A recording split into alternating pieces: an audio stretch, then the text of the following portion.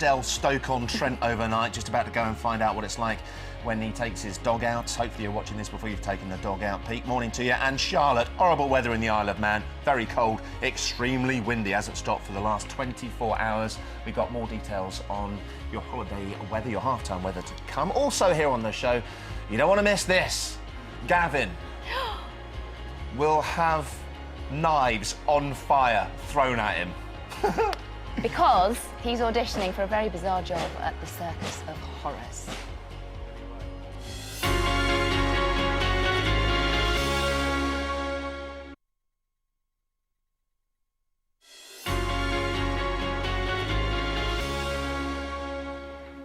Hi there, morning. Fast approaching 6:45 this Tuesday morning. Here are the headlines on Daybreak. The Prime Minister has survived attempts to push through a referendum on UK membership of the EU, but he suffered the worst rebellion over Europe in Conservative history. Consuming more than 5 cans of fizzy drinks a week makes teenagers more aggressive, apparently, and more likely to be violent, according to a new study. We'll have more on those stories in the news in 15 minutes' time. Now, rescue workers are continuing to look for hundreds of people buried under rubble after Turkey's strongest earthquake in a decade. Well, the death toll has risen to nearly 300 after the 7.2 magnitude earthquake hit near the city of Van on Sunday afternoon. Well, from there, ITV News' John Ray joins us live. John, what are the challenges that are obviously facing rescue workers on the ground there? Well, there are around 2,500 rescue workers here now, and another 700 medical staff. They've had a second night of digging. It's been bitterly cold. In places there is insufficient electricity. The place we were in yesterday, not much water either, but frankly none of those are big difficulties. The real problem is what you see behind me, what confronts them. Wherever they go, a mountain of masonry, crushed concrete under which there may or may not be people still buried. We've been watching them at work at this site this morning. There are big diggers in places, but most of the work they're doing is very painstaking. They shift a little bit of rubble, they will call a halt, they'll call for silence, they will listen out for any sign or sound of life from beneath them. Sadly, all too often where we've been watching, it has been bodies rather than the living that they've been pulling out. Just a couple of minutes ago, they recovered another body from this wreckage, this ruins behind me. So the death toll is continuing to mount and will continue to rise throughout the day, I'm sure. There have been, happily, some stories of survivors coming out of the rubble. How are the locals coping with the distress? Obviously, it's bringing for those that have died, but also those that are struggling with injuries as well after being saved. There have been some miracle survivals. A guy who came out after 32 hours trapped under the rubble. He was hiding under a table in a tea bar where he'd been relaxing with friends where the earthquake struck. But wherever you go to these sites of rubble, you will find the relatives of the missing gathered round. Last night, as temperatures dropped, they were sheltering, trying to get warmth from campfires. There are some tents here. There are estimates saying that there could be as many as 40,000 people who are either unable or unwilling to go back to their homes. If their homes are still standing, many people are too scared to return to them because there have been a series of sometimes very powerful aftershocks, and there's a real fear amongst people that one more powerful aftershock could bring more buildings down and heap yet more misery on a landscape, on lives that are already in ruins. John, thanks much indeed. That's John Ray reporting for us in Turkey on the devastating earthquake they suffered there. Some very brave rescuers out there. What time is it? There we go. It's just gone 6:45 Tuesday morning. We want to know what you would change about your man. You're engaged, aren't you?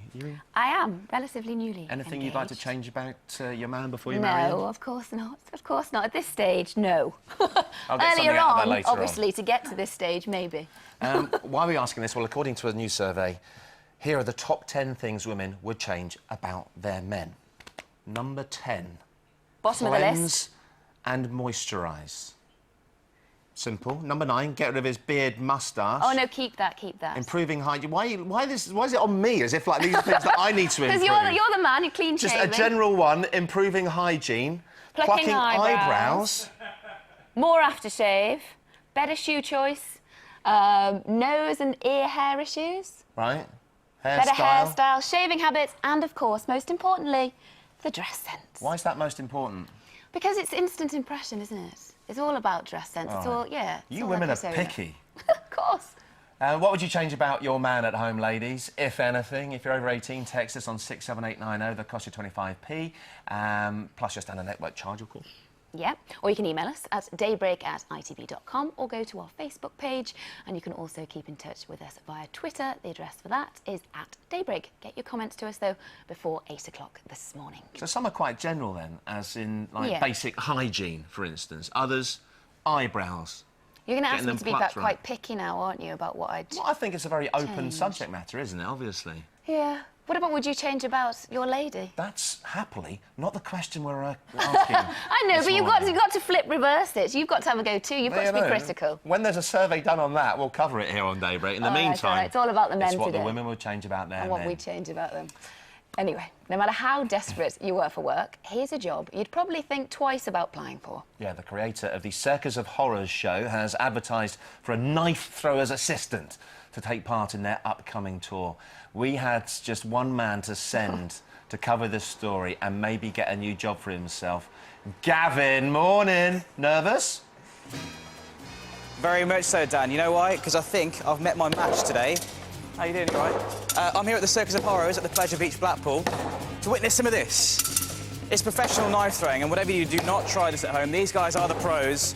And today they're looking for a new assistant. Dr. Hayes, my old friend, is the man behind this. How are you? Gavin, nice to see you again. You as well, yeah. Why are you looking for a new assistant at the Well, moment? because our previous assistant has left us, I'm afraid to say, so we needed some new blood. Fortunately, nothing serious No, behind me. pregnant. She became pregnant, and it wasn't right for her to stand at a knife board whilst pregnant, we thought. That's fair enough. So what are you looking for in these successful candidates? Well, they need to have nerves of steel, Gavin. Absolute nerves of steel. Got to be really confident, stand there absolutely dead still. You mustn't move. Right, okay. These knives are thrown at you at a speed of 30 miles an hour, and they're normally on fire. Really? So it's even more scary than you've just seen. OK. How popular has this job been, then, so far? We put the ad in last Thursday in the local Job Centre Plus, and I would say within an hour we had 5 applicants. By yesterday morning we had 135 applicants. Wow. Although we do expect some of those will bottle it. Some might turn up in the next day, but we think some will bottle it. And one actually said that they were actually 5 foot 8 inches tall and 3 foot wide. And as the board is actually only 3 foot wide, there probably wouldn't be a lot of room for the knives to go around. So we advised them not to come.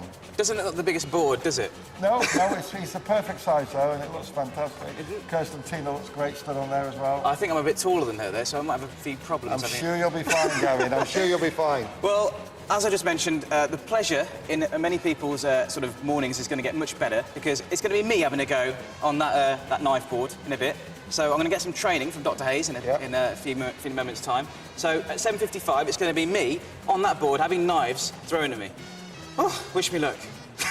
Good luck. What tips have you got for me? Stand dead. Get her outfit on you as well, Gav. Apparently it helps. The Her outfit as outfit well. is designed specially. Oh, her Yeah, outfit. for What's this wrong job. with my so- outfit? Yeah, well, yeah, he's wearing some nice threads there. You don't want to ruin his clothes. You know, if you just... He would look good in the outfit, but I think we've Nick given his him a big jumper. enough task. We'll this check in with morning. Gav a little bit later on. Could be fun. And maybe a little bit disturbing. This is your chance to win £20,000 now and a week's holiday to Brazil. Anna Williamson has details. It's time to get the party started, and this is certainly the place to do it. The Copacabana Beach in Rio de Janeiro. This is your chance to win the ultimate family package. We've got a prize to get the whole brood dancing. There's £20,000 in cash. Go ladies! Plus a copy on Blu-ray, triple play and DVD of this week's release of Rio.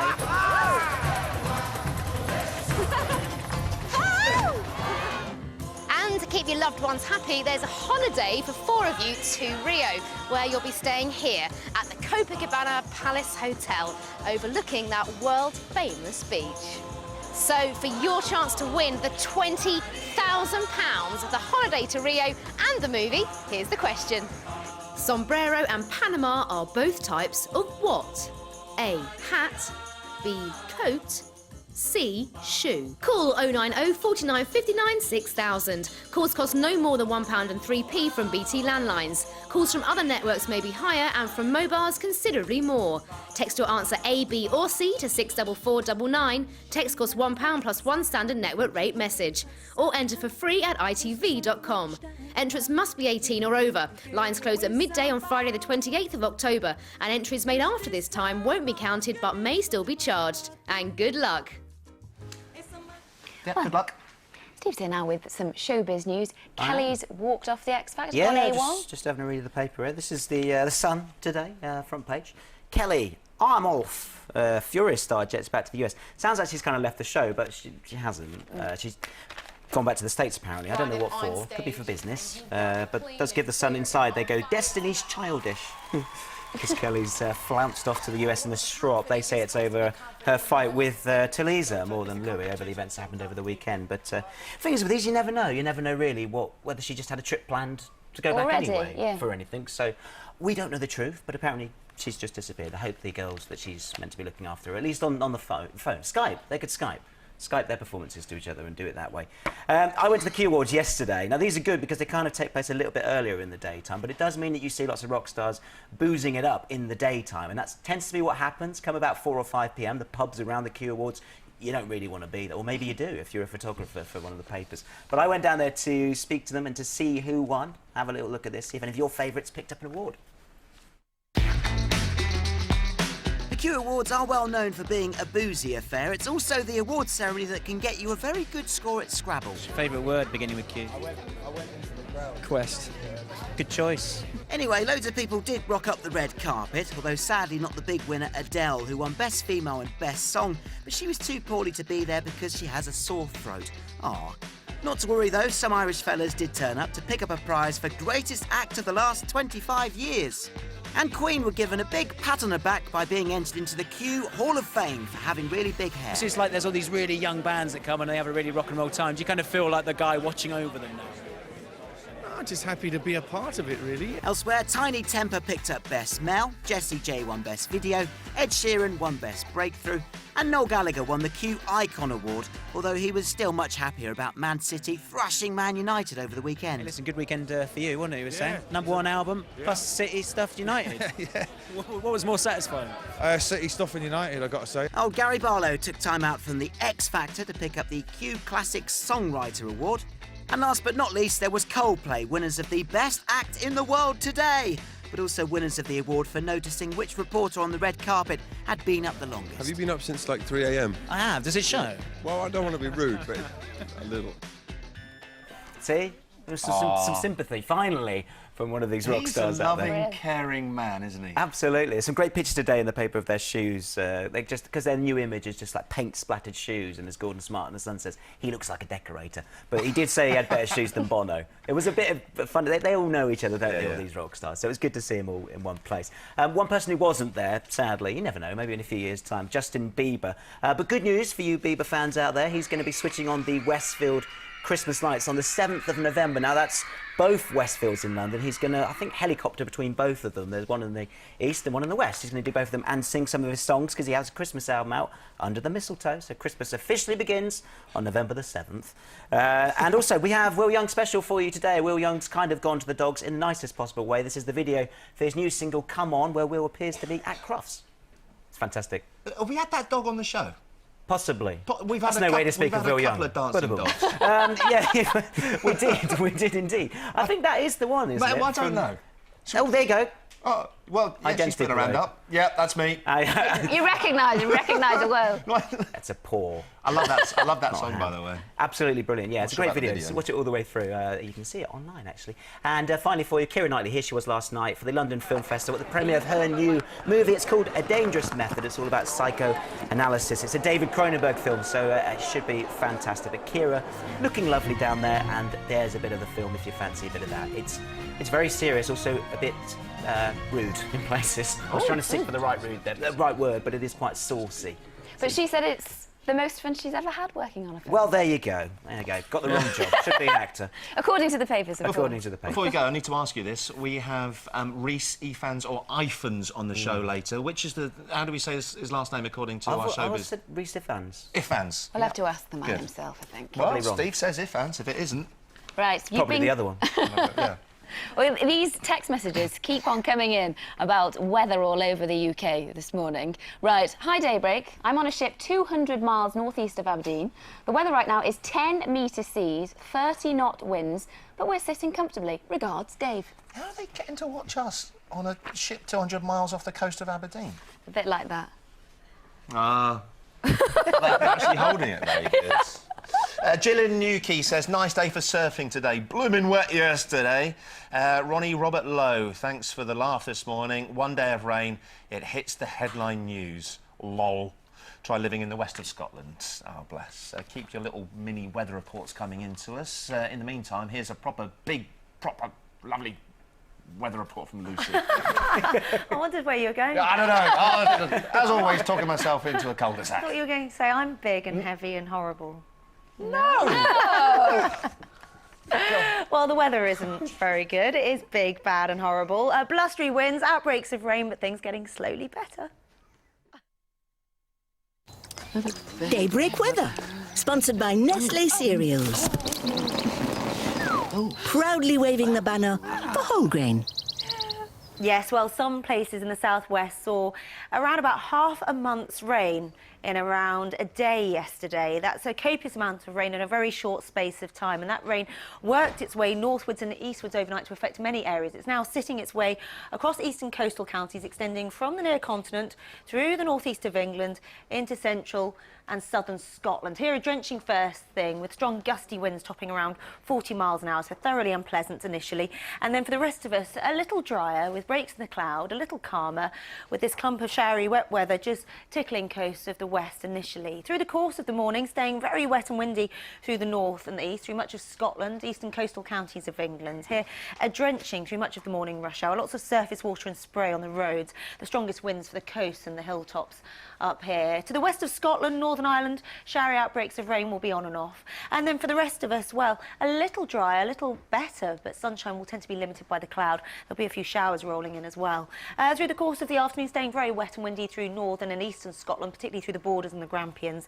To the west, drying up, it will be a little better here, a little calmer, but cloud will limit the sunshine. Then through England and Wales, a mixture of cloud and brighter breaks, but watch out for these showers working their way into the south and the west. Some could be on the sharp or thundery side, but at least it's going to be a little drier and a little calmer than yesterday. With that southerly airstream staying mild for the time of year, 13 or 14 degrees in the north, around 15 or 16 degrees in the south, and there'll be heavy, thundery showers to end the day in the south and the east, elsewhere drier and clearer. For a 5-day outlook for your postcode, visit our website, itv.com/daybreak.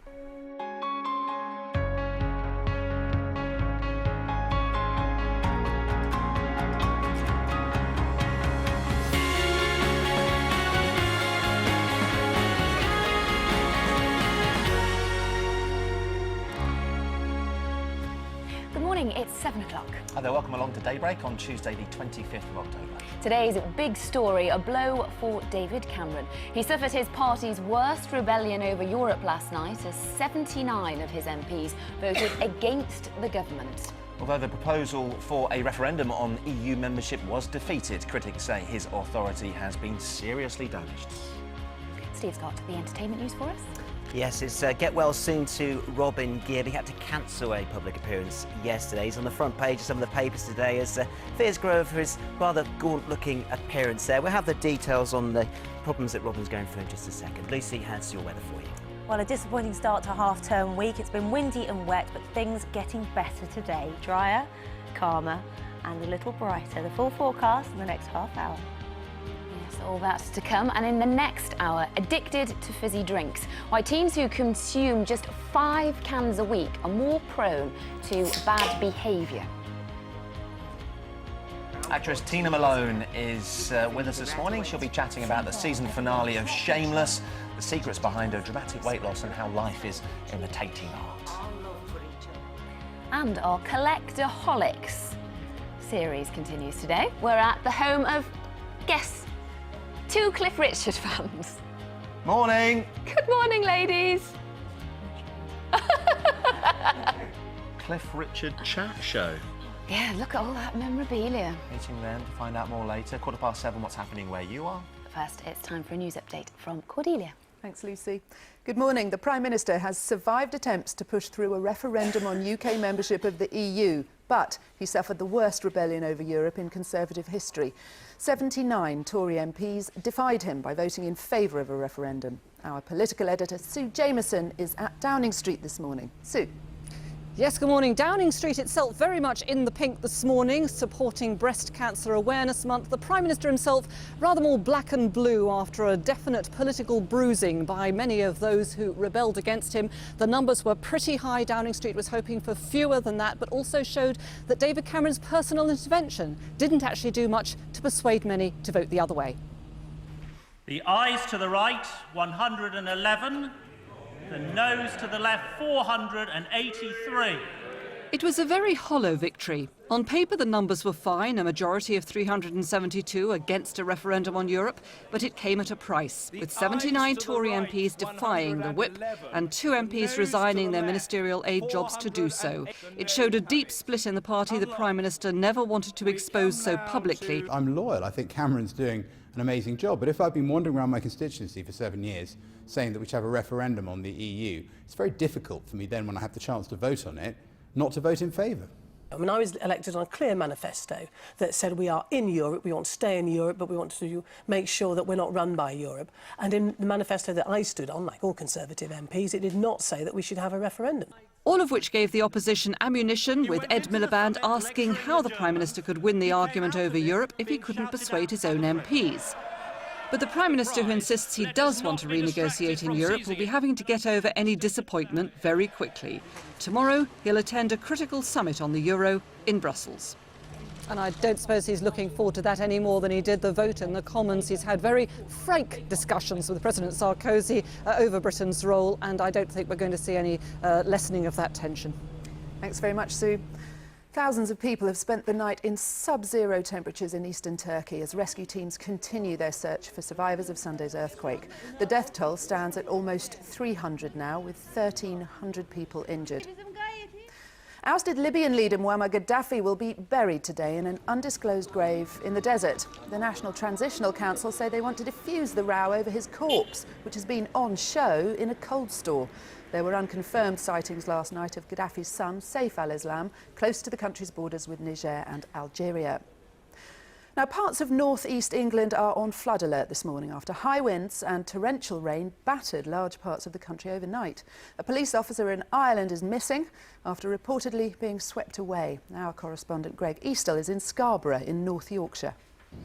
It's been a nervous night for many here in Scarborough, but it seems as if they've gotten away with it. You can see behind me the waves here, which crept further and further up the shoreline over the last few hours.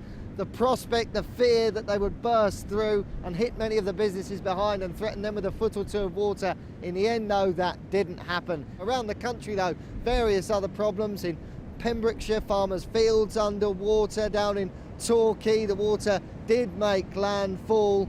And over in Ireland, in Belfast, big problems there, sandbags out and water along the streets. But worst of all, it seems, in Dublin, massive problems there and reports of a police officer missing, the fear that he may have been swept away where a river burst its banks just outside of Dublin. Hundreds of people braved the rain in the Australian capital, Canberra, to meet the Queen and Prince Philip on the latest leg of their tour of the country. They laid a wreath at the National War Memorial to pay tribute to Australian soldiers killed in Afghanistan. ITV's royal correspondent Tim Hewitt sent this report. This is Australia's National War Memorial, the Queen's last stop before moving on from Canberra. She came here today to pay her respects to the more than 100,000 Australian military personnel who have lost their lives in battle since the First World War. 8 more names are going to be added to the Scroll of Honour here on Remembrance Day next month.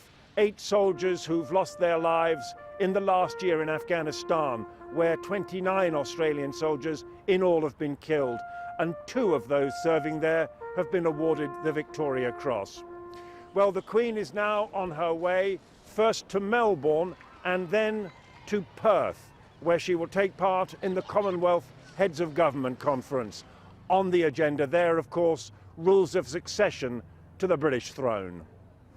That's the news. It's 7:07. Back to Lucy and Dan now. Thanks, Cordelius. Cordelius? Oh dear, struggling with this changeover I really today. can't talk sometimes, which is a major problem as a broadcaster. Thanks, Cordelia. With us this morning, alongside Dr. Hilary, our special guest, Tina Malone, actress. Looking forward to the last episode of Shameless tonight. Chatting to you more about that later on. Are you a morning person? Is this tough for you? I'm great. I Good. can. You're a delight in the I've never morning, been late aren't you? for anything in my life. Seriously, for work-wise, yeah. So Did you I have can to get set up. 3 alarms this morning, or was it? No, the only thing I have in common with Thatcher is I can sleep on 4 or 5 hours a night. So that does me. Right, We're all speaking very of, similar. speaking of Steve's Tories here as well, then. by the way, sorry, before we crack on with those. Yeah, speaking of the Tories. Right, bloody nose for Cameron after last night's, of course, the EU referendum vote. And again, he's on the front page of The Independent. Slightly different, though. He was wrong about the riots. Of course, originally put it down to a gang culture, when actually it's being put down to, after research by the government, is that most of those rioters were from the most deprived homes and areas of the country. This is the front page of The Sun this morning. Kelly, I'm off. Steve, I know Tina wants to mention this as well, but is there any substance to this? I mean, they're saying that she's left the country and she's gone AWOL. Just to reiterate, we know she left the country. I don't think AWOL was necessarily the reason. I think we could probably speculate that she's got some sort of issues and stuff to deal with and business to deal with in the States where she's from. It's tough for her sort of having to be over here and over there all the time, and sometimes the mentals aren't as hands-on as maybe people believe, so I'm not sure she's left them in the lurch. There are other people around that kind of help out, so she's popped off, day off, come back. I agree totally. I think it's all staged, isn't it? It's all a big act. It's panto. Simon's probably been on the phone to Gary and kind of said, ruffle their feathers a bit more. I think it's all an act. It's compulsive viewing. But it looks as if it's genuine, though. They're not that good at actors, are they? Because some of the stuff we've been seeing has been... I think we have, you know, the clown, we have the baddie, we have the beautiful girl, we have the intelligent, wise, happening girl, and I you know, to be honest, it's compulsive viewing. There's some amazing acts this year. Scouser Marcus is amazing. Got to get that in. But I do, you know, I think Talisa and Kelly have done a good job, and I think Gary's amazing, and I do think there is a lot of honesty, but I think it's very much staged. Like you've just said, she's probably had to go to the States for a couple of days for business, and that's what it's been, you know. Tabloids love it, don't they? Yeah, They'll pick up on most things and make it into something that it probably isn't. It remains to be seen whether there's any truth behind it at all or not, though. But we'll all still watch. Yeah, of course. Absolutely. Yeah. And the front page of the Daily Mirror, this is potentially sad news, isn't it? Well, you know, I mean, obviously Get Well Soon, Robin, the Mirror have put it on the front page, which some may argue isn't necessarily the place to put that, but there's Robin Gibb of the Bee Gees. I think the main point here is that Robin has been poorly, couldn't go to a meeting at Downing Street yesterday to launch the Poppy Appeal with a new single he's helping launch out, and has a stomach problem, which of course is what killed his brother Morris, sadly. So that's the talking point, is about his condition and whether it is the same condition as his brother has. Hilary, you probably have more details on. Yeah, I mean, speculation is that something like inflammatory bowel disease is behind this, and certainly it's quite common. 1 in 250 people in the UK suffer from inflammatory bowel disease or colitis, Crohn's disease, those kind of conditions. Causes, you know, constant tiredness, loss of weight, and hospitalisation from time to time, because it's a chronic thing. So the weight loss is to be expected, and it is something you have to live with. We do have powerful drugs that can control it to some extent. You can't cure it, unfortunately, but we wish him well. Maybe he'll be speaking about it in weeks, months to come. Someone who is speaking about illness within the family is Camilla. It's really Camilla, interesting read, isn't it, in the Mail a big today? splash in the Mail. Camilla writes about her mother's own death, agonising death, she says, from osteoporosis. Well, this is a condition that affects 3 million people in the UK. And people say, why would it be agonising? We understand it causes fractures, but why agonising? Well, because, as Camilla says, in her mother's case, she died at 72 in 1994. She had this dowager's hump that you associate with osteoporosis, so people become stooped. And that's because the spinal vertebrae fracture, and you lose a lot of height. She lost 8 inches, her mother. So you become bowed, you can't breathe properly, it affects your rib cage, your breathing's affected, it affected the swallowing. So yes, it affects the ability to just do something as simple as eat and get out in the garden and enjoy life. And it is underdiagnosed, it's undertreated, and we need to do more, as Camilla says, to have people diagnosed earlier so we can treat them. We do have successful drugs for this. So Camilla's right, she's been president of the NOS for at least 10 years, and she's doing a great job. And someone in her position talking like this is obviously raising awareness of Important, that. yeah. Do you like a drink of wine at all, Tina? I'm 13 years sober. Oh, okay, right. So no. I did like it. I do know my wines, though. I like to serve wine in dinner parties. You know, red wines and stuff. I know my Chateau Neufs and stuff, but and I know my champagnes. But no, I enjoy to watch other people. What's your favourite champagne? Probably, I like, obviously, like everybody likes Cristal, but probably Bollinger. I'd probably like, but very highbrow conversation on that side of the studio. Daybreak. I was trying to link into this video that we picked up off. It's a long time ago, though. Off the internet. Look, on the left-hand side, a whole wall full of wine racks just crash to the ground. The managers at this store in Wisconsin don't know why it happened, although the shelves were 31 years old, they say. 6,810 bottles of wine and champagne gone in a couple of seconds. Luckily, one of the guys working in the store He gets out of their shop. But they perhaps need to change those red wine. Change those fittings in that shop. Right, now, Tina, what would you change about your man? There's a survey out today about all these different things that we change. Well, I've just said, I mean, I moved him in after meeting him after 13 days, so, and we've been together ever since, nearly 3 years. But he has got, I don't know whether I'm allowed to say this, he has got Louboutins on today. Right. And he would have put his top man Stilettos? No, trainees. But didn't know they existed. Yeah, Louboutins for men. But I do tend to kind of, he was 10 years in the army, so he's very disciplined, but I do like to kind of say what I like him to wear. But it's interesting. Number 5 in the top 20 things women would change about their men, shoe choice. Right. And number 1 is dress sense. Yeah. So there you are, isn't it? Not his personality. That's what you thought. You know, when I met Paul, he's the way he is at that age. You know, men take a lot longer than women to grow up anyway. So I think you can generally mould them, you know, quicker than you can women. But not change, just not slightly refashion. I mean, that's what you've fallen in love with, isn't it? Well, yeah, but judging by the comments from our viewers, they would like to change a few things, and we'd like to be hearing more from you this morning if you can. Lena Richards, been with her husband 10 years. The last few years, he's changed. I'd like to change him back to how he was. Lucy Cameron, I would like to change my husband into Peter Andre or Shane from Westline.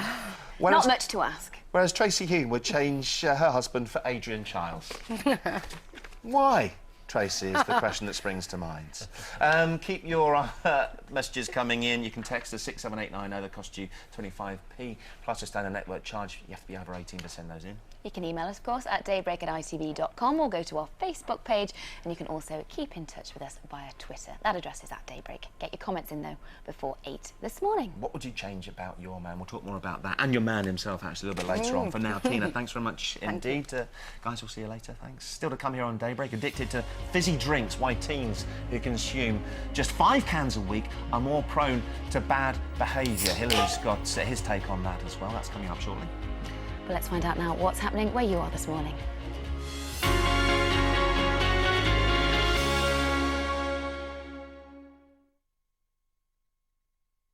Morning, here are the Daybreak headlines in the Granada region. 10 cockle pickers have been rescued off the coast of Lancashire. Search and rescue teams were called to Lytham at around 9 o'clock last night after receiving a distress call. The workers from 3 boats who were out last night have now all been accounted for. Hundreds of people have been evacuated from their homes on Merseyside after a fire at a garage in Prescott. People living within a 100-metre radius of the blaze are waiting to get back into their homes. The cause of the fire is still unknown. Police in Lancashire have held a public meeting after the body of a baby boy was found in a field near Kirkham. They're trying to trace the baby's mother. Hundreds of people have been spoken to as part of the investigation. Manchester City striker Mario Balotelli is backing a safety campaign after his bathroom was set alight by fireworks. The campaign has been launched in Manchester ahead of bonfire night. The player says he was angry with a friend for lighting the fireworks and that people should always follow the firework code. Travel news now, and that fire in Prescott is still affecting Kemble Street this morning. It's closed in both directions. That's also affecting traffic on Kelly Street. Time for the weather now. Here's the forecast with our Fred. After a grey start, expect a bright and rosy end to the day. Blistex Lip Brilliance, your daily lip care, sponsors your local weather. Good morning.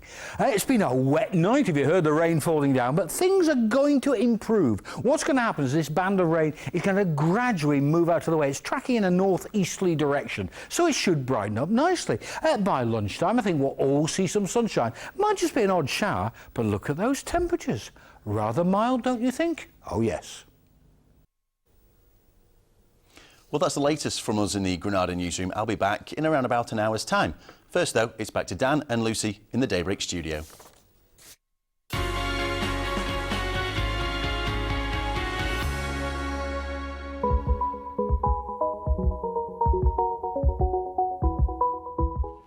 Yeah, there's a doctor in the house. New research carried out by scientists in the United States suggests teenagers' behaviour is affected by fizzy drinks. The results have been published in the British Medical Journal and reveal that as few as 5 cans of fizzy drink a week can have a serious impact. Here's Hilary with the details. We all know the increased health risks of allowing kids to drink too many cans of fizzy pop: tooth decay, obesity, weak bones and type 2 diabetes. Now, new research suggests teens who drink too many fizzy drinks are also significantly more likely to show aggressive behaviour. My nieces or nephews and stuff like that, you give them Coca-Cola or fizzy drinks, they're bouncing off the wall. 92% of 14-year-olds regularly drink carbonated drinks, with over 40% consuming 3 or more glasses a day. It just gets me through the day. Like if I have a lot of work, then maybe I'll have a couple of fizzy drinks and just keeps me going. And the school environment is being blamed. Around 95% of secondary schools have vending machines stocked with fizzy drinks, with some cans containing 3 times more caffeine than a cup of coffee. Well, Hilary's here now. Sorry. Yeah, it's all right. Hilary's here now with nutritionist Amanda Hamilton. How bad are these drinks as far as you're concerned, Amanda? Pretty bad, yeah. I mean, it's not what you do every now and then that really matters, it's what you do habitually. So if you're having fizzy drinks all day, every day, it's replacing the good stuff that you should be having. I mean, this, for example, 7 teaspoons of sugar in 1 can. Typical can of 330 That is just mils. in your just normal in one can, not one of those bigger ones that we've got down, there. just not that bag. No. Oh, yeah. Enjoy. It would just actually sickening. stop you drinking it, wouldn't it? If you knew that's what was in it most of the time. Is that one of the full fat options, not the That's diets? the full fat, and this research is based around the full sugar, Okay. but diet doesn't really get off scot-free either. There's But lots of what downside kind of stuff. effect does consuming that amount of sugar have on your body?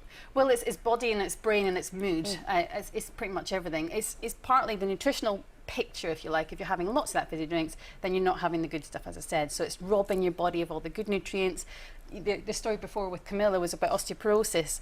The phosphorus, the phosphoric acid, is actually taking the calcium out the bones, leaching the calcium out the bones over a period of time. It's not every now and then. If this is your habit. So it's endangering your skeleton. But to be honest, teenagers don't care about the skeleton, quite frankly, do they? They're going to want to care about their skin or their body shape. And it's really trying to drive home that message that this is not a good idea to do 5 times a week, 5 times a day, whatever it might be. But Hilary, you think it's part of a bigger picture, don't you? Not just cut out the. I think the study's interesting. I mean, bad behaviour is not caused by fizzy drinks, I don't think. I think bad behaviour is caused by lack of self-control.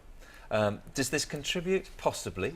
I think the study is mixed in its conclusions. But certainly, in theory, your body should be able to cope with fluctuations in blood sugar, with insulin levels which rise and fall as well. But I think what the study doesn't really prove is that if kids are drinking more than 5 cans of this stuff a week, are they also being allowed to be indisciplined elsewhere? The research did say that they're more likely to drink alcohol and smoke. So is this part of a pattern of lack of parental control, and they're allowed to do whatever they want? I mean, these kids were carrying weapons, knives and things, more likely to carry those things if they're drinking more drinks. So to me, the interpretation of the study is that there's just a lack of self-discipline across the board. Yeah, too much sugar is nutritionally useless. These drinks are useless in terms of nutrition. Yeah. Kids should be drinking more water. As a parent, though, I mean, you've got how many kids between you? I've got 4 at home. 5, yeah. If you give them a lot of fizzy drinks, you do, not that I do, sorry, not that I do, you do notice a change in behaviour. I do. You can see it. This is the sugar surge, the quick fix, what they're lacking, and it's very much a sort of mother's tale, isn't it? Is it just kind of a mad half hour? Is that the kind of effect it has? You don't want it to be a half hour. You know, you want it to feed their body properly. Occasional treats fine, but if they're having this all the time, and of course the teeth as well, it's a huge. And I think about 5% of children are affected by these very high levels of sugar, but 5% of the population is a huge number of children. So if it has any influence and it contributes to bad behaviour that's already there, then we have to look at this seriously. So just cut them out? Yeah, absolutely. Or keep them as treats. Yeah, every now and then. Occasional treats. But every day, 2 litres a day, no, it's got to be wrong. Thank you both for chatting to us this morning. Just realised I've got my breakfast you platter on healthy show individual. here. Amanda, look. Just cover those. So showing off now, aren't you? 5 a day, plus a couple of treats for being a good boy. That balanced diet. It depends if he's a good boy or not. I don't know. No fizzy drinks at all. Just lots of fat lattes. We like fat lattes, yeah. Thanks, Amanda. Thanks so much indeed. Still to come here on Daybreak. Shameless actress Tina Malone. We saw her early this morning already. She's here and talking about the season finale and the secrets behind her dramatic weight loss as well. Chatting to Tina shortly.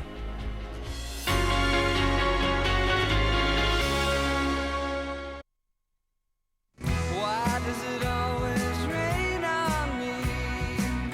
Is it because I lied when I was 17? Why does it always rain? That was a very localised cloud that was raining there. It was kind of... And that puddle in the middle of just pristine grass, dry as a bone. No, it's been raining all over the place. If you're asking, why does it always rain on me? You could live in the west of the country where half a month's rain fell in just one day. Kirsty there spent the night in the west of the country with her wellies this morning. How are things? They're good, thank you, Dan. Morning, Lucy. I spent the night in a yurt last night, believe it or not, down here in Devon this morning. I had a nice little glass dome up there. I could hear the rain thundering on the roof. It was a bit of a wet one, but of course glamping, as it's known, glamorous camping, means it wasn't too bad. Nice comfy bed. However, it was something of a washout yesterday. In fact, have a look at the flooding in Pembrokeshire, for example. Really heavy downpours there. Also Torquay, the council had to close some of the roads there in the seafront because of the waves crashing over the seawall. And across Northern Ireland as well, some really heavy downpours in Belfast as well, and other areas too of Northern Ireland. It's been extremely wet because the weather front that came in through Sunday, Monday just wouldn't move away. But the good news is that it's slightly better here today, although eastern parts will see some rain. But I've got some happy campers out this morning. Morning, guys. Morning. And we're going to enjoy ourselves, whatever the weather will bring. Good old British spirit here. Back to you two. That's right, too.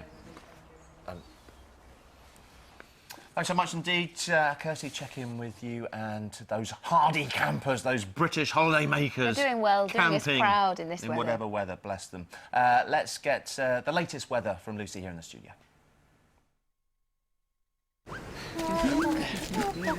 Daybreak weather. Sponsored by Nestlé Cereals. Proudly waving the banner for whole grain. Well, it's not only been incredibly wet across the southwest, but also through Northern Ireland. These areas have seen nearly a month's worth of rain in less than a day, and there's more wet weather to come this time for the north and the east today before the rain eases to scattered showers. So a slow improvement after such a windy, wet start to the half-term week. This morning, that rain that affected the southwest yesterday worked its way northwards and eastwards overnight to stall in these areas this morning, soaking wet through the northeast of England, across to the borders and central Scotland. here. Dreadful conditions for the journey into work. Not only windy and wet, feeling thoroughly unpleasant. The gusts topping around 40 miles an hour or more. Behind the system, drier conditions with a mixture of clearer breaks and cloud, with some showery outbreaks just wafting their way through these Irish Sea coastal counties. And these areas will be prone to a few showery outbreaks, some longer pulses of rain through the course of the morning. But the focus really through these eastern coastal counties from Yorkshire up into central and eastern Scotland. Here, the rain persistent and heavy through much of the morning with strong gusty winds to boot. Showery outbreaks of rain through the western side of Scotland, parts of Northern Ireland. Otherwise, drier conditions, a little better than yesterday, a little calmer. The wind's easing, but a few rogue showers to contend with. The rain and the wet weather through the northeast for much of the day. Elsewhere, drier conditions with brighter breaks, but watch out for these showers into the south and the east later. They'll turn out to be heavy, potentially thundery, but the southerly airstream will actually keep it remarkably mild for the time of year, 15 or 16 degrees the high. Find out what's in store for the next 5 days on our website, itv.com/daybreak. Thanks, Lucy. In the next half an hour on Daybreak, actress Tina Malone is here to talk about the season finale of Shameless, her staggering weight loss, and what it's like marrying a younger man. We're at the home of mother and daughter Cliff Richard collectaholics. Wait to find out what we've got by way of a present for them, because it looks like they have everything. And our very own daredevil Gavin has had enough of Daybreak. He's at the Circus of Horrors, auditioning for a new job as a knife thrower's assistant. Rather him than me. Just before I saw Gavin on the left there, I thought for a moment that was him throwing knives. Thank goodness it isn't. He's got some skills, but not knife throwing just yet. Maybe he'll be better at having knives thrown at him. Let's hope so. Let's get the latest news now from Cordelia. Thanks, Dan. Good morning. David Cameron defeated an attempt to bring about a referendum on Europe last night, despite a rebellion by 79 Conservative MPs. Coalition and Labour MPs were instructed to oppose a motion for a vote on the UK's membership of the EU. In all, 483 fell in line to help secure a majority of 372, but 111 MPs defied the government. I think the British people have a right to make their own mind up on this. I think for decades and decades, ever since I can remember, governments have told the people what we're going to be doing with Europe, but the people have never had a real say over the future of our country within the European Union, and it's high time they did. Ousted Libyan leader Muammar Gaddafi will be buried today in an undisclosed grave in the desert. The National Transitional Council say they want to defuse the row over his corpse, which has been on show in a cold store. An inquiry has been launched into his death now. There were unconfirmed sightings last night of Gaddafi's son, Saif al-Islam, close to the country's borders with Niger and Algeria. Thousands of people have spent the night in sub-zero temperatures in eastern Turkey as rescue teams continue their search for survivors of Sunday's earthquake. The death toll stands at almost 300, with 1,300 people injured. In the last half hour, BP has reported profits of £3.2 billion in the 3 months to September. That's compared with £1.3 billion for the same period last year. In other news now, consuming more than 5 cans of fizzy drinks a week makes teenagers more aggressive and more likely to be violent. That's according to a new American study. Scientists surveyed 1,800 young people. More than 40% of them who drank 14 or more cans a week admitted they'd carried a knife or a gun in the past year. Spending on education has fallen to its lowest level since the 1950s, around 13% in real terms. That's according to research by the Institute of Fiscal Studies. School buildings and higher education have been worst hit in England, with some schools seeing their budgets almost halved. The Governor of the Bank of England will face questions from Parliament later this morning on his decision to inject more money into the economy. Sir Mervyn King will be grilled by the Treasury Committee after it was announced £75 billion will be invested to try and stimulate the economy. Lawyers defending the doctor accused of killing Michael Jackson have claimed in court he knew the dangers of the anaesthetic he was taking but continued to demand it from Dr. Conrad Murray. He is accused of the involuntary manslaughter of the singer. The prosecution says he broke legal and ethical guidelines. Sport now, and the French rugby team has been fined £10,000 by the International Rugby Board for advancing on the haka before the World Cup final on Sunday. IRB rules state that an opposition side must keep a certain distance away from the New Zealand team while they perform the ritual. France lost in the final. 8-7. Martin O'Neill is favourite this morning to make a return to Leicester, his former club, following Sven-Göran Eriksson's departure. Last night, the club confirmed the former England manager had left his position by mutual consent. Eriksson took charge of the Championship club in October last year. This season, they were one of the favourites to gain promotion, but just 5 wins so far has left them struggling in 13th place in the league. Now, the number of stay-at-home dads has risen tenfold over the last 10 years. New research shows the job of sharing childcare is now becoming more equal between men and women. But not every dad is enjoying the shift, with 20% saying it makes them feel less of a man. Finally, hundreds of people, including dozens of school children, braved the rain in the Australian capital, Canberra, to meet the Queen and Prince Philip on the latest leg of their tour of the country. They laid a wreath at the National War Memorial to pay tribute to Australia's war dead, including soldiers killed in Afghanistan. That's the news. It's 7:35. Back to Lucy and Dan. Thank you very much, Cordelia. Well, we've got Kate standing in for Lorraine this morning. Good morning, Kate. Hello, good morning. Join me later with Emmerdale's Maura Barton. She's the latest in a long line of women to fall under the spell of bad boy Kane Dingle. But will she take it too far? Actress Natalie J. Robb joins me to chat about that. Also on the show, he's gone from being a waiter to starring alongside some of the biggest names in Hollywood. Tintin star Nick Frost tells us what it's really like working with Steven Spielberg. And as well as that, we'll meet the 2 little girls from Essex who've made the A-listers take notice. Oh, you got my heart better running away, beating like a drum and it's blow me away. We'll be talking to Sophia and Rosie about their newfound fame. See you with all of that at 8:30. Looking forward to that. When I first saw that clip, I thought they were definitely American. They're amazing. That was an incredible voice for such a little girl. Now then, she's best known for playing the brash, foul-mouthed Mimi Maguire in Shameless. We'll be chatting to Tina Malone in just a minute. First, let's have a look at a clip from tonight's episode. Here's Tina Malone, everyone. Thank you.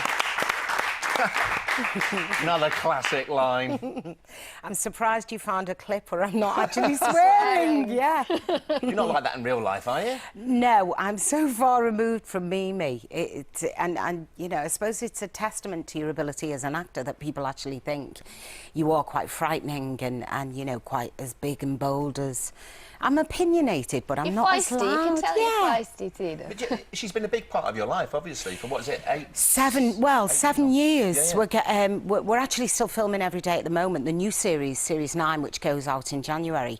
But yeah, and you know what, it's been incredible to play such a strong, powerful woman, because as my life, 23 years as an actress, every part I've ever wanted to play have been kind of, you know, from Macbeth to, you know, stuff you see Ray Winston do, or Gary Oldman, or Robert De Niro, you know, and I kind of relish the idea of playing somebody. So she's a matriarch, she's loyal, but she's quite vile and quite violent, and it's been great to have those experiences and, you know, to do all that stuff's been incredible. Great company, great cast to work for. I mean, it's been going for, what, 8 series now? What do you think is the secret to Shameless' success? We're a comedy drama.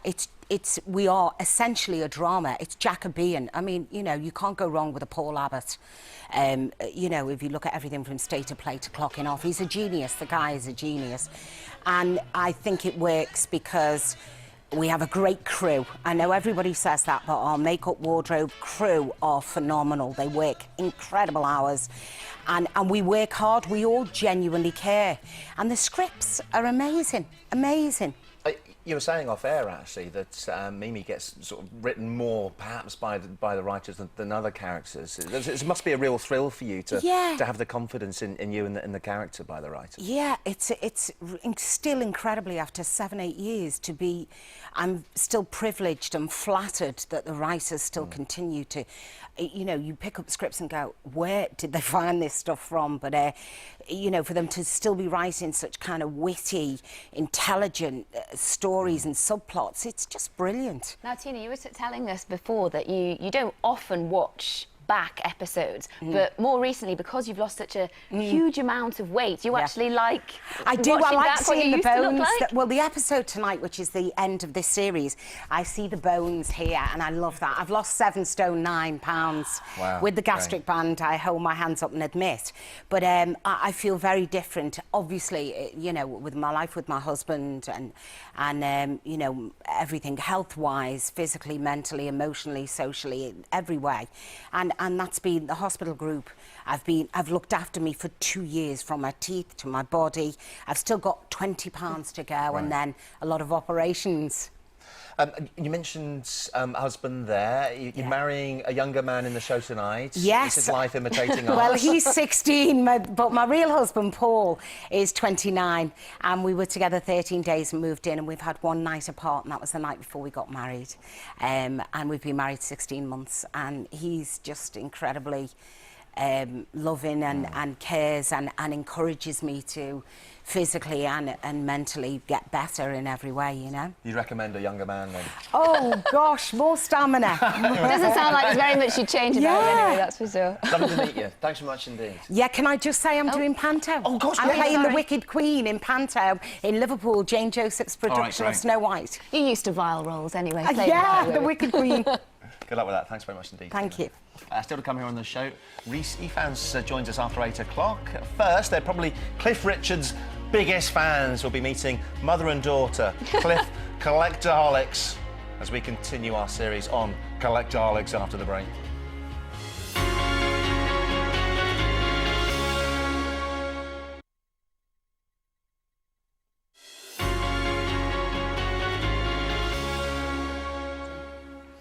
Hi there, it's just gone 7:45. The headlines this morning here on Daybreak. The Prime Minister has survived attempts to push through a referendum on UK membership of the EU, but he suffered the worst rebellion over Europe in Conservative history. Consuming more than 5 cans of fizzy drinks a week makes teenagers more aggressive and more likely to be violent. That's according to a new study out this morning. Now, pop princess Britney Spears collects antique dolls. Tom Hanks, well, he apparently has a thing for typewriters. Really? Yeah, apparently so. Well, Nick Dixon is continuing his tour of the UK's biggest collectaholics this morning. Yesterday, he met the wonderful Carol Vaughan in Birmingham. She collected lots of things, including soap and plastic bags. She had 35,000 plastic bags in one room. Today, Nick is in Horsham with 2 fans that have a little obsession with a famous singer, don't they, Nick? They certainly do. Good morning. As soon as you step through the door, you will see that this is a place of worship. A place of worship for Cliff Richard. Fans since 1958. In 1960, they tried to post themselves in a box to the London Palladium to try and meet Cliff, and since then, they've amassed an amazing memorabilia collection worth £50,000 in every room of the house. Hi, I'm Colette, and I'm crazy about Cliff Richard.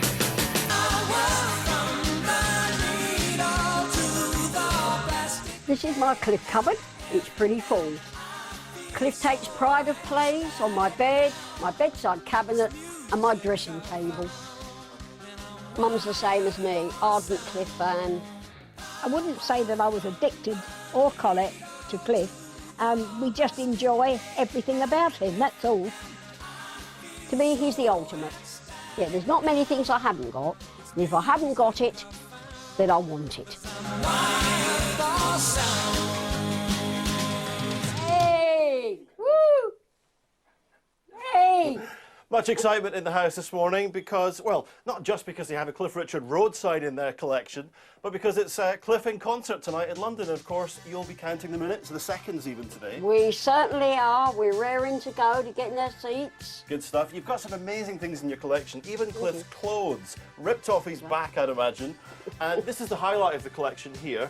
Where's this from? That is 1968. He wore that for the picking the winning song for the Eurovision. Now, it looks like it could do with a wash. Are you going to take it to the cleaners? No. Why not? Oh, well, he's worn it. Looks like I had lasagna for lunch, to be honest with you. Now, listen, you must be one of Cliff's oldest fans, Ray. I am. Why is he so special to you? Well, the thing is that when Cliff Collett joined him and I found if I couldn't beat them, join them. All right, well, look, we've got a little surprise for you. Cliff has seen your collection, he's had a look at it, and he's got this to say about it. Hi Colette, hi Ray. I've just been looking through this whole stuff that your house must be jammed full of everything that I've ever done. And look at that, where'd you get that? When did you take up burglary? Anyway, Colette, Ray, you and so many other fans have been so amazingly loyal over the years. I can't thank you enough for all the support you've given me. And I know you haven't got any more room, certainly not on that wall, but nevertheless, maybe you could find space for this. Lots of love, thanks again. What do you think of that then? Lovely. There's the Cliff calendar, personally signed. And something else, something money could not buy. When Cliff was on Daybreak that morning, he liked a nice cup of tea. That's Cliff's cup with Cliff authentic mould. It's been there a good 6 weeks now. Money cannot buy that, as I said, and that is yours to keep. Oh, breakfast time. lovely. Thank you. Enjoy the concert tonight, girls. We certainly will, and tomorrow night. Back to you. Nick. Good old Cliff. He always rewards the loyalty, doesn't he? Oh, amazing couple. It's not authentic Cliff mould, it's just mould on a cup that Cliff used. Just to clear that up. You can take part in our collectors survey. Just log on to itv.com/daybreak. More collectors tomorrow. Well, here's Anna Williamson now with details on how you could win £20,000 and a week's holiday to Rio. Welcome to Rio de Janeiro. Now, how would you like to win the ultimate family experience?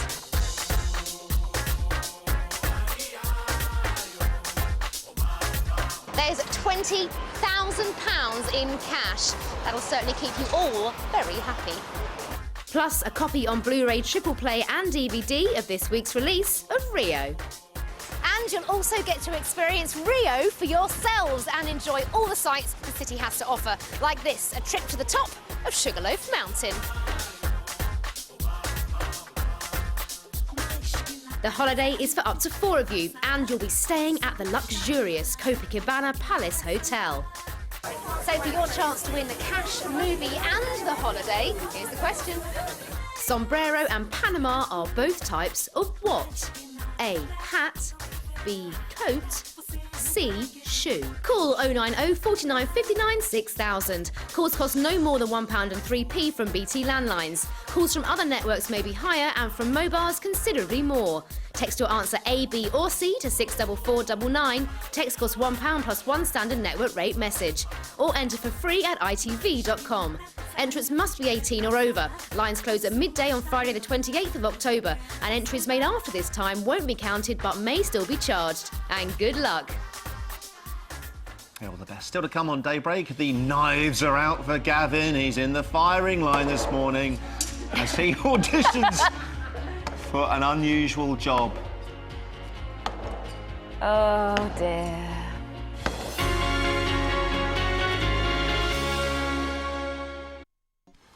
If you're desperate for work, you still probably wouldn't think about this one. No. How about a knife thrower's assistant? Well, our very own thrill seeker Gavin looks like he's quite interested in taking up the mantle. Gavin, what are you doing?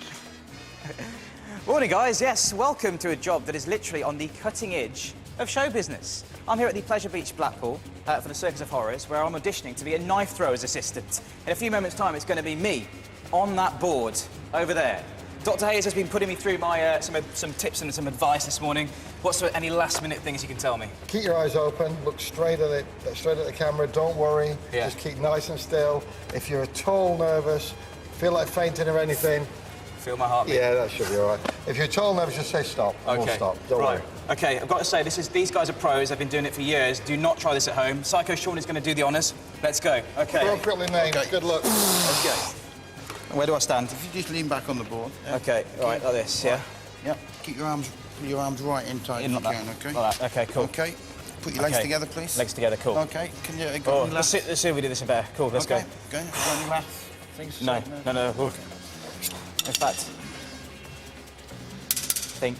Oh, that's 1, 2. How close are these? Oh my word. How many more left? Not long left, hopefully. Oh, my heart is about to come out of my stomach. Oh! How close was that? Oh, God. Oh, thank you very much. OK. Oh, my goodness, Dr. Hayes, thank you very much. I'm alive! You survived! I'm alive! Oh, so what can people who are auditioning for this expect then? What have you got in store for them? Well, basically, when they come to audition, it'll be a bit similar to what you've done. Oh, my But word. when they see it for real life, those knives will be going at 30 mile an hour. Oh. A minute one's left is on the next will be going, and the knives will be on fire. And they'll have to do it twice a day in the Circus of Horrors on tour around the UK. Thank you very much. OK, guys, back to you. Dan and Lucy, I'm getting your application. Well done, mate. Well done, Gav. He's our hero. I thought they were going to be on fire, though. A little bit disappointing. And let's get the weather from Lucy.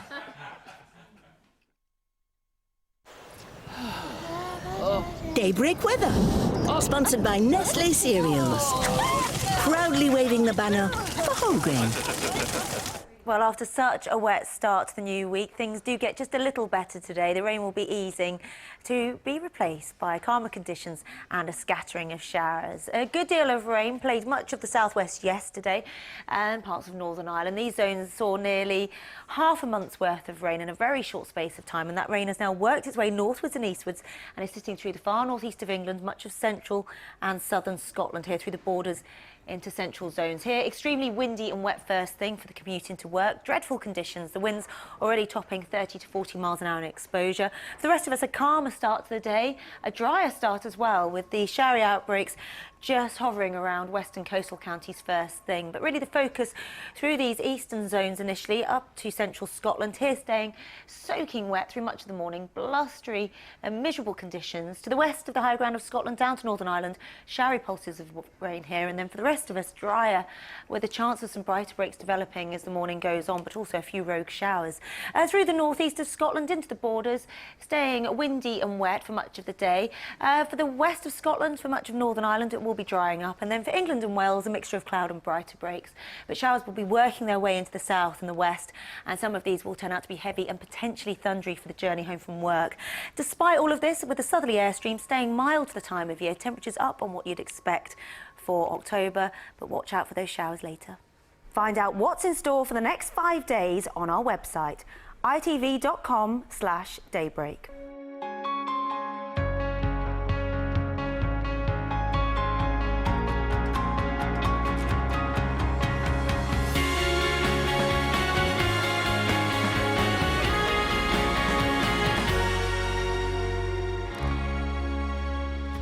Good morning, it's 8 o'clock. Welcome along to Daybreak on Tuesday, the 25th of October. Coming up on this morning's show, actor Rhys Ifans chats to us about his latest role, the Earl of Oxford, in new film Anonymous. And Steve's here with tonight's TV Matters. Absolutely, joined by a partner in crime. We've been watching programmes with Young in the title. The Young Apprentice and Young Nuns is the one to watch for this evening. So we're bringing you lots of youth-orientated programmes with us two youthful people. Some TV tips there. And after 8:30, Kate will be joined by Emmerdale actress Natalie Robb, who plays Moira Barton, and the Tintin star Nick Frost. First, though, here on Daybreak, let's get the latest news from Cordelia. Thanks, Dan. Good morning. The Prime Minister has survived attempts to push through a referendum on UK membership of the EU, but he suffered the worst rebellion over Europe in Conservative history. 79 Tory MPs defied him by voting in favour of a referendum. Sue Jameson's at Downing Street for us this morning. Sue, safe to say this was the biggest test of Cameron's premiership so far? That's probably true. Downing Street is bathed in a rosy glow this morning, supporting Breast Cancer Awareness Month, but we can't say the same for the Prime Minister, who I think feels decidedly not very rosy. He did have a big political kick in the shins from many of the rebels. They were more MPs rebelling than he was expecting. And this was after he went out of his way personally to speak to MPs to persuade them to change their minds, and that didn't happen.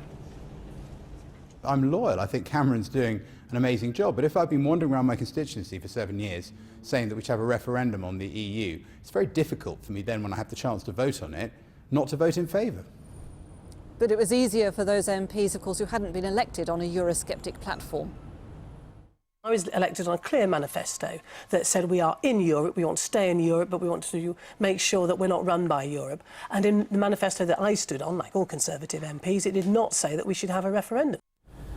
And now, of course, the Prime Minister is going to Brussels for this critical vote, a critical meeting on the euro on Wednesday. Thanks very much, Sue. Now, consuming more than 5 cans of fizzy drinks a week makes teenagers aggressive and violent and more likely to carry weapons. That's according to a new study by scientists in America. Here's Carla Eberhardt. We all know the effect that fizzy drinks can have on our energy levels. My nieces or nephews and stuff like that, you give them Coca-Cola or fizzy drinks, they're bouncing off the wall. If I have a lot of work, then maybe I'll have a couple of fizzy drinks and just keeps me going. But according to a study released today, they could also make teenagers violent. The findings are based on a survey of nearly 2,000 teenagers from 22 schools in America. It showed that drinking more than 5 cans of fizzy drinks a week was linked with behaviour including carrying weapons and violent assaults. And teenagers who drank fizzy drinks regularly were up to 15% more likely to engage in aggressive behaviour. We need to know what is it about soft drinks that's increasing aggressive behaviour in these teenagers. But we also need to say, you know, the same messages we've been delivering time and time again is that a well-balanced diet is key and everything in moderation. Experts believe the sugar or caffeine content in carbonated non-diet drinks could be to blame, although they admit there may be social and economic factors. Thousands of people have spent the night in sub-zero temperatures in eastern Turkey as rescue teams continue their search for survivors of Sunday's earthquake. The death toll stands at almost 300. ITV News correspondent John Ray sent this report from Van in eastern Turkey. There are now around 2,500 rescue workers at the scene. They have worked through another bitterly cold night here. In places there's a lack of electricity, even a lack of water, but that frankly is the least of the difficulties. The real problem is what you can see behind me, the mountains of masonry and crushed concrete under which there may or may not still be people trapped alive. Now, we've been watching them working here this morning. They are sometimes painstakingly, slowly sifting through the rubble. They'll call a halt, call for silence and try to listen out to see if there are any signs or sounds of life beneath them. Although elsewhere there have been some miraculous stories of survival. Here, I'm sad to say, in the last few minutes they have recovered just a body from the rubble. So the death toll is rising and will continue to rise, I'm afraid, throughout the day. Ousted Libyan leader Muammar Gaddafi will be buried today in an undisclosed grave in the desert.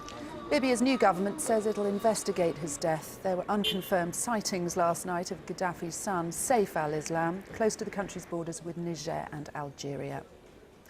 Finally, hundreds of people braved the rain in the Australian capital, Canberra, to meet the Queen and Prince Philip on the latest leg of their tour of the country. ITV News royal correspondent Tim Hewitt sent this report. This is Australia's National War Memorial, the Queen's last stop before moving on from Canberra. She came here today to pay her respects to the more than 100,000 Australian military personnel who have lost their lives in battle since the First World War. 8 more names are going to be added to the Scroll of Honour here on Remembrance Day next month.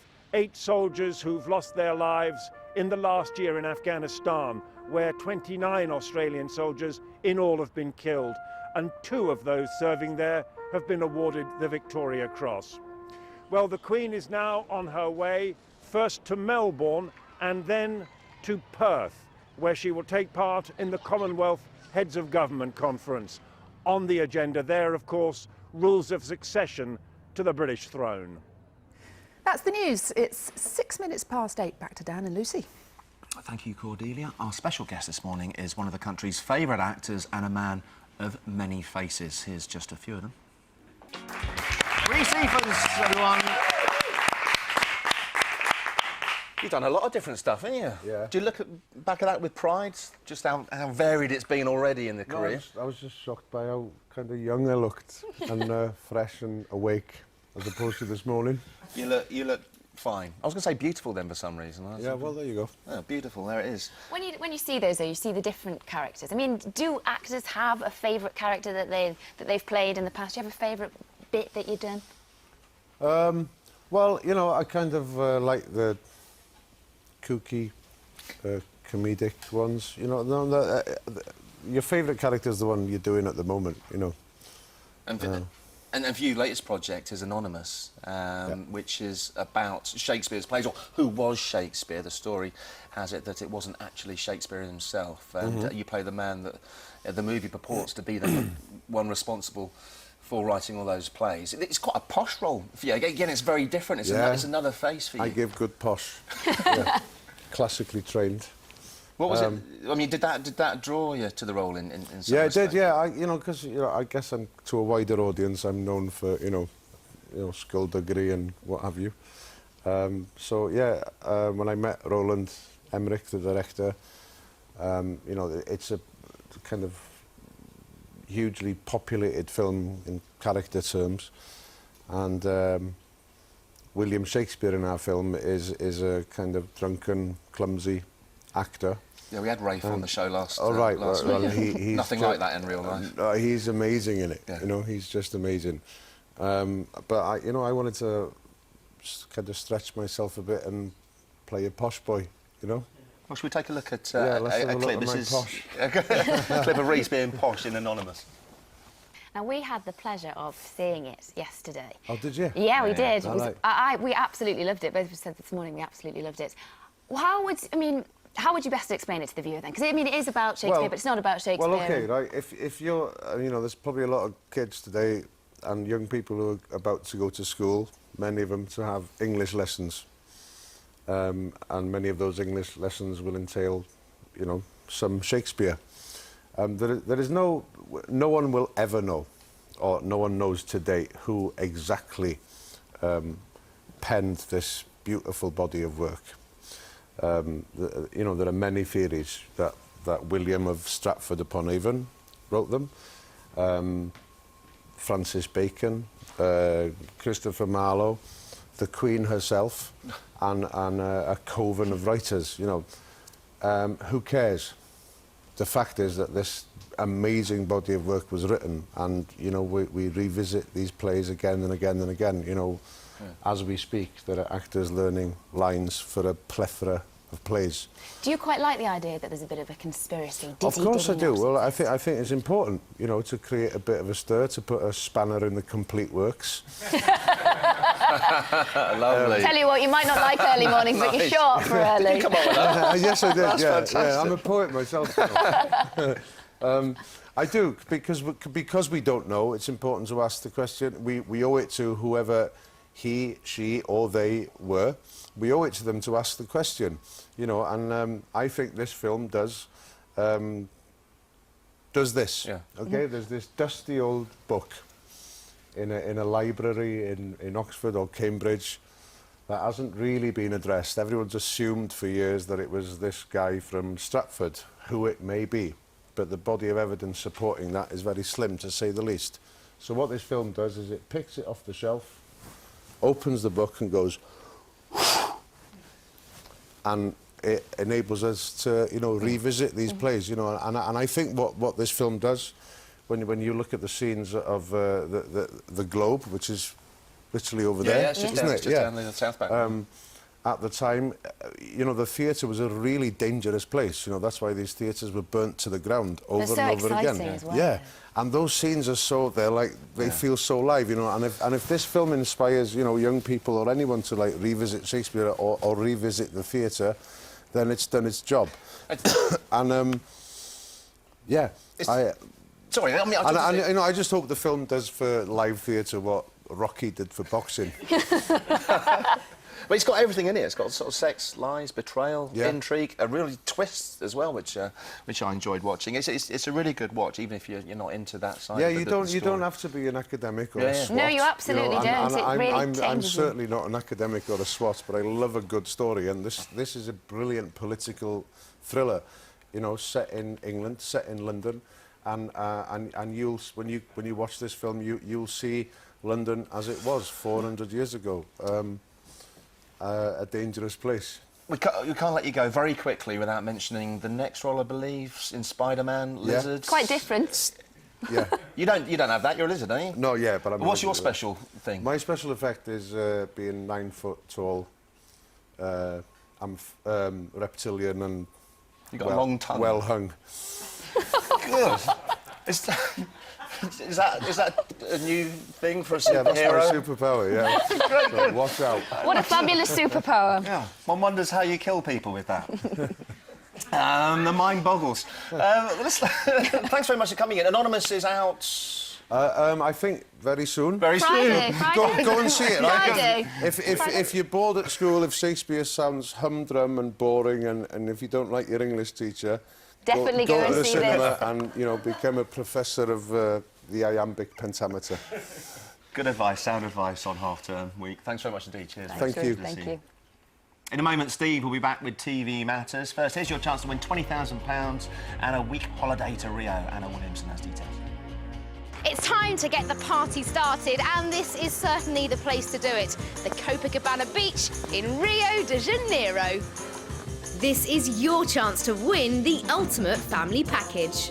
We've got a prize to get the whole brood dancing. There's £20,000 in cash. Go ladies! Plus a copy on Blu-ray, triple play and DVD of this week's release of Rio.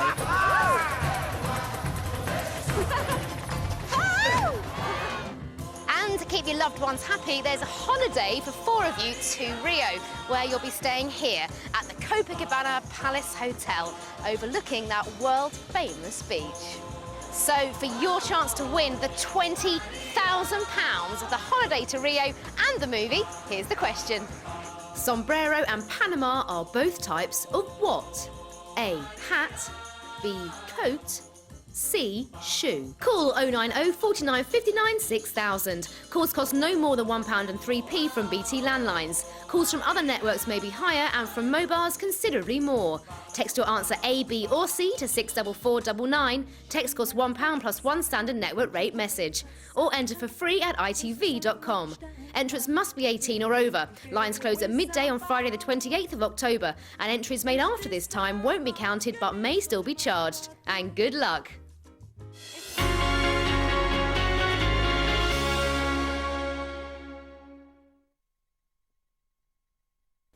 Good morning, here are the Daybreak headlines. In the Granada region, 10 cockle pickers have been rescued off the coast of Lancashire.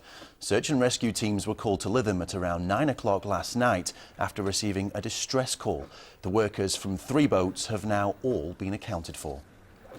Hundreds of people have been evacuated from their homes on Merseyside after a fire at a garage in Prescott. People living within 100 metres of the blaze are still waiting to get back into their homes.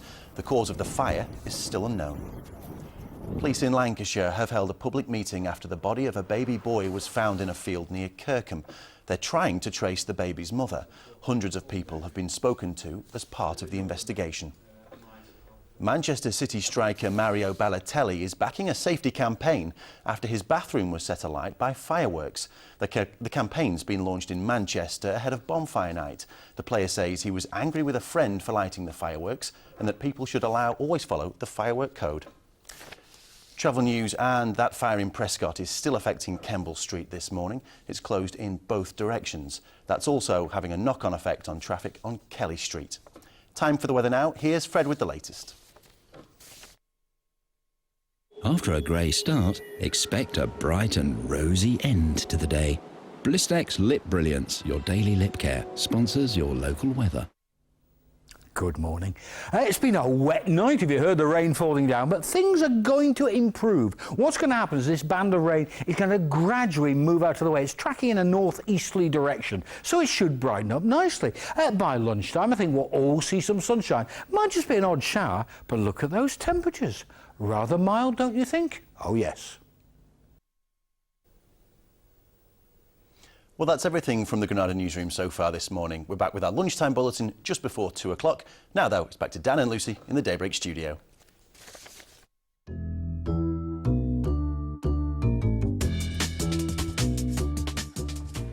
And that noise, of course, means Steve says Noise? TV Matters. Apologies. Tune, theme tune, music. It's a jingle. It's not a jingle. It's a classic That noise. tune. That's what it is. Anyway, welcome, Steve. Hiya. I've got my own young apprentice, because we're talking about the young apprentice. I have my own young apprentice here by my side. Tina, you're a fan of The Apprentice, aren't you? Yeah, I watched the last series with the young ones, and you know, I think they need to mix it up a bit more. Personally, I understand what he says about wanting to get them while they're young, but I think they need a bit more of a mix of kind of children. I think Yeah. there's few too many precocious ones for me. It is tricky, isn't it? I mean, because they're sort of 16, I think, 16, 17-year-olds. It has to be said, the way they dress them up in these suits, it reminds me of Bugsy Malone a bit. It, just sort of, it has that feel of kids. A 70s Bugsy Malone. Like adults. If you didn't see it last night, I mean, this was the first episode. It was a big success last year, incidentally. So this is last night. Here's a couple of clips we're going to show you. The first one is showing the girls having a bit of trouble with their maths. 3 4s are 28. No, 3 4s are 12. The dreadful surprise today is that the team here can't add up, subtract, divide or multiply. They cannot get their heads around how much it costs to make a litre of ice cream. 3 4s, 28. Yeah, oh, bless her. Oh, that's basic. He at the moment, Cameron's staring at you. Well, there you go. We know what it's like. Yeah, We all exactly. make mistakes, don't we, Dan? There was also, Mohammed was the guy, I shouldn't say. Did you watch it? If not, put your fingers in your ears. Mohammed went. He was hilarious, though. He was great. He had the best suit by far, a big gold watch as well. He's a brilliant character. But he's maybe got a little bit stuck when it came to selling. He was a bit unsure really about how well he did. Alan obviously told him how well he did in the boardroom. I personally think that I was the best salesperson in this whole team. I was pushing for completely sales. unfounded. I was pushing for sales. I was making people come. How much did you think you sold? I think I've sold about at least £120 or more. You sold £62 of the stuff. Which, you know, still isn't bad. Was it It was atrocious? ice cream they were selling. I mean, £62 worth of ice cream is pretty good. On Facebook, quickly, John Avery, it looks great. Hope the kid do learn some lessons from it, how to add up. Nicola Louise Torch, looks like some of them got their suits from Johnny Robinson on X Factor. Some of the suits were shiny. Jodie Russell, the girls' team did well. Well, yeah, just about. And Jamie Dodger says, why dress them like they're in their 30s? Carries on next week. It's good stuff. We'll move on to Young Nuns. This is the one to watch for tonight. As well as the last episode of Shameless on Yes, Channel of course. 4. Let's not forget. Well said. I don't think C was going to forget That's that. the one That's pretty to watch. good. That's pretty good. Yeah, watch that and just record Young Nuns. This is a clip from tonight. This is Clara. Clara's come out of uni and she's going to go to be a nun straight out of uni. So here's Clara getting into the habit. Interesting change of life. No phone calls home, only 2 visits from your family every year. That does actually sound like my circumstances. Mum, I will call you soon, I promise. Tonight, 3 more Shipwrecked is on tonight. They're shipwrecked the island. They're back in the South Pacific, 8 p.m. Need for. Jamie's Great Britain. Jamie goes around Britain looking at local dishes. That's on Channel 4 and 71 degrees north. It's the semi-final tonight, so who will make the final? We shall find out. He did leave Shameless off that list. I'm sorry. I know, and it's the end of our Series 8 before we go back into Series 9 in January. Yeah. And it's the first time we've done 22 episodes, and it's my wedding. Oh, even more reason. Can't miss it. Slap me in a minute. Never miss it. We're going to take a short break, after which Lucy will have the weather for you tonight.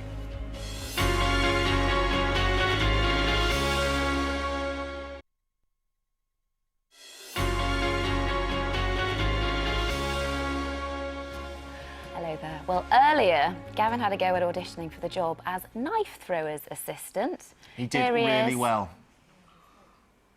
Oh, dear. You can't hear it, but it's that clunk when the knife was hitting either side of Gavin's body. I thought Look you at were going that to say face! you can't hear it, but he was breaking wind all the way through this. He was that nervous. Look at his little eyes. Oh! Oh,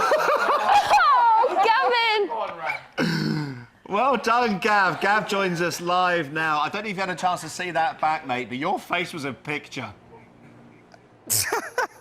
Thanks very much, Dan, but fortunately I was in good hands with Sean here and Dr. Hayes. They gave me all the tips, all the advice I needed to know. And the successful candidate, it's being advertised right now, is going to need a strong heart for this job. They start on Thursday. Good luck to them. Dad, it's not me. Yeah, well done, though, mate. Brave Gavin there. I hope it's not the little child that they're trying out for the same job. That'd just be wrong. Don't try that at home, anybody, as Gavin said. Those were professionals throwing those knives. Yep, so let's get the weather now from Lucy. Daybreak weather, sponsored by Nestle Cereals, proudly waving the banner for whole grain.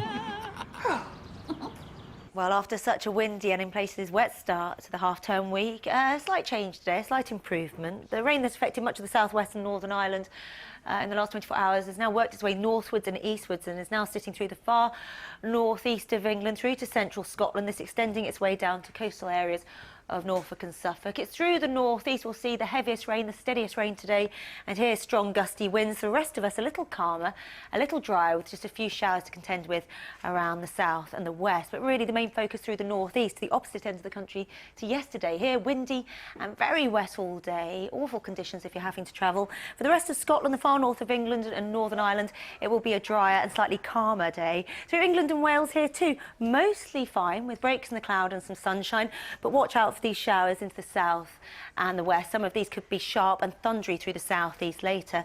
Despite all of this, the southerly airstream will keep things mild for the time of year. Highs of around maybe 15 or 16 degrees, not bad at all for October. For a 5-day outlook for your postcode, visit our website, itv.com/daybreak. Thanks, Lucy. Our survey has revealed the top 20 things women would change about their men. We've been asking you this morning what you would change about your man. Number one, for instance, dress sense. I understand that one. Joanne Evans, I would change my fella, preferably one for a younger one with a bigger bank balance and a nice sports car. Louise Angel would change the way her man eats a yoghurt.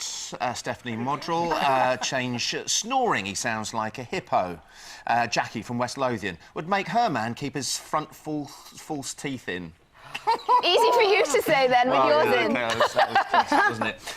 Tina Malone, one of our guests, you've just thought of another thing, haven't you? Yes, they always leave socks and towels on the floor, men. It's kind of obligatory, particularly once you're married. Yeah. So I would, stop that. Well, your man is listening in the green room, making notes, I think. We asked Cordelia, she had too many to list, apparently.